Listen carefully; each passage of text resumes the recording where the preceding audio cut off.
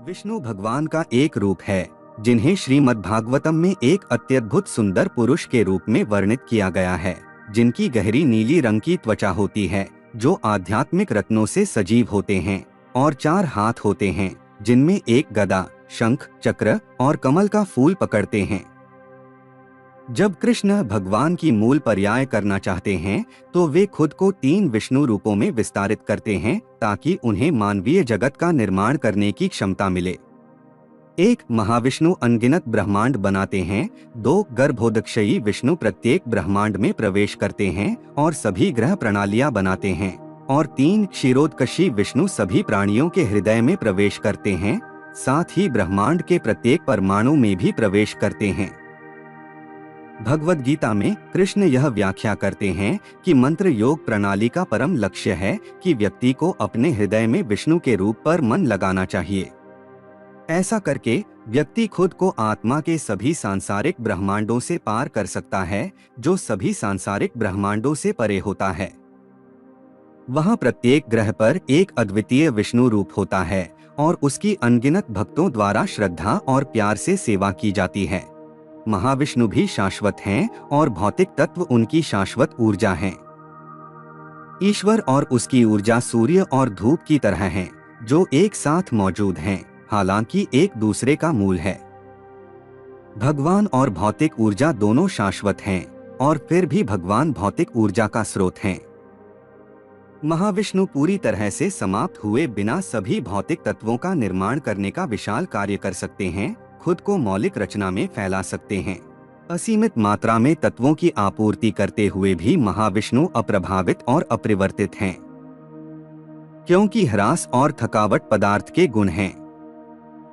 हालांकि महाविष्णु पदार्थ नहीं हैं, बल्कि शुद्ध आत्मा हैं और इसलिए उनके पास कोई भौतिक गुण नहीं है। वह अपने स्वरूप से संपूर्ण ब्रह्मांडीय अभिव्यक्ति उत्पन्न करता है, फिर भी परिपूर्ण और पूर्ण रहता है। जैसे कृष्ण अपना रूप या पहचान बदले बिना महाविष्णु में विस्तार करते हैं, वैसे ही महाविष्णु भौतिक तत्वों का निर्माण करते हैं, फिर भी स्वयं में पूर्ण रहते हैं। श्रीमद् भागवतम हमें सूचित करता है कि भौतिक तत्वों से महाविष्णु एक नहीं बल्कि असंख्य ब्रह्मांडों का निर्माण करते हैं, या बल्कि सार्वभौमिक गोले। ये विशाल गोले खोखले गोले हैं। निचला आधा पानी से भरा हुआ है और ऊपरी आधा कम से कम शुरुआत में खाली है। भागवत में यह भी कहा गया है कि हमारा विशेष ब्रह्मांड सभी ब्रह्मांडों में सबसे छोटा है और फिर भी खोल के अंदर का स्थान 4 अरब मील व्यास का है, जबकि खोल स्वयं अरबों मील मोटा है। महाविष्णु अपने व्यक्तित्व का विस्तार करते हैं और प्रत्येक ब्रह्मांड में प्रवेश करते हैं गर्भोदकशायी विष्णु के रूप में। गर्भोदकशायी विष्णु तब ब्रह्मा को उत्पन्न करते हैं, जो ब्रह्मांड में पहली जीवित इकाई है। असंख्य ब्रह्मांडों में से प्रत्येक के भीतर गर्भोदकशायी विष्णु क्षीरोदकशायी विष्णु के रूप में विस्तार करते हैं, जो फिर अपने विशेष ब्रह्मांड में सभी जीवित संस्थाओं के दिलों में प्रवेश करने के लिए खुद को असीमित रूप से विस्तारित करते हैं।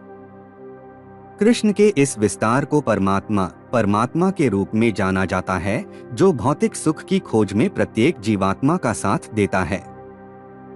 गीता में भगवान कृष्ण परमात्मा के रूप में ऐसा कहते हैं, वह जीवों को स्मृति, ज्ञान और विस्मृति प्रदान करके उनकी खोज को निर्देशित करता है। सभी मृत्यु में जीव आत्मा को उसके वर्तमान शरीर से लिया जाता है और 8,400,000 प्रजातियों में से एक में उसके अगले जन्म के लिए तैयार किया जाता है। यह सब हृदय में भगवान द्वारा व्यवस्थित किया गया है। मानव शरीर केवल तपस्या, आत्म साक्षात्कार और कृष्ण चेतना को जागृत करने के लिए उपयुक्त है, लेकिन यदि कोई मनुष्य एक जानवर की तरह कार्य करता है और इच्छा करता है, तो उसे अपने अगले जीवन में एक जानवर के शरीर में आनंद लेने की अनुमति है। भगवान ब्रह्मा प्रत्येक ब्रह्मांड में पहली जीव आत्मा, सभी ग्रहों और ग्रह प्रणालियों के निर्माण का प्रभारी है। वह जलीय जीवों, कीड़ों, पौधों, पक्षियों, जानवरों और मनुष्यों सहित जीवन की 8,400,000 प्रजातियों के निर्माण का भी प्रभारी है। गर्भोदकशायी विष्णु से प्रेरित और सशक्त होकर ब्रह्मा भौतिक तत्वों का उपयोग करके सृष्टि का निर्माण करते हैं। ब्रह्मांड को भरने वाले महासागर के पानी के ठीक ऊपर से शुरू करके और सार्वभौमिक अंतरिक्ष के गुंबद की सबसे ऊपरी पहुंच में अपने ग्रह तक विस्तार करते हुए ब्रह्मा ने एक के ऊपर एक 14 ग्रह प्रणालियों का निर्माण किया। पृथ्वी ग्रह उन 14 ग्रह प्रणालियों में से 7वें स्थान पर है। ब्रह्मा अपनी स्वयं की सामग्री तत्वों का निर्माण नहीं करते हैं और यहाँ तक कि उनमें हेरफेर करने में भी वह मार्गदर्शन और प्रेरणा के लिए भगवान विष्णु पर निर्भर हैं।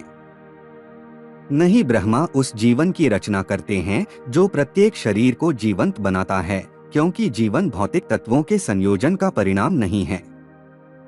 ब्रह्मा केवल शारीरिक वाहनों के निर्माण में सहायता करते हैं, जबकि जीवन शाश्वत जीवात्माएं सर्वोच्च भगवान द्वारा प्रदान की जाती हैं।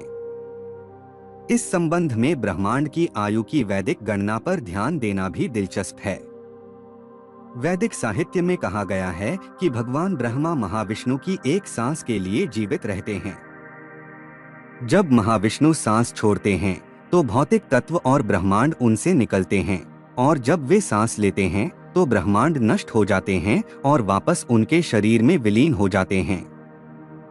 इस प्रकार ब्रह्मांड और उनके संबंधित ब्रह्मा महाविष्णु की प्रत्येक सांस के साथ निर्मित और नष्ट होते हैं। संपूर्ण चक्र महाविष्णु की एक सांस या ब्रह्मा का एक जीवन काल 310 ट्रिलियन सौर वर्ष लेता है। श्रीमद् भागवत के अनुसार ब्रह्मा का जीवन वर्तमान में आधा समाप्त हो गया है, जिसका अर्थ है कि यह ब्रह्मांड सभी प्रजातियों सहित 155 ट्रिलियन वर्षों से अस्तित्व में है।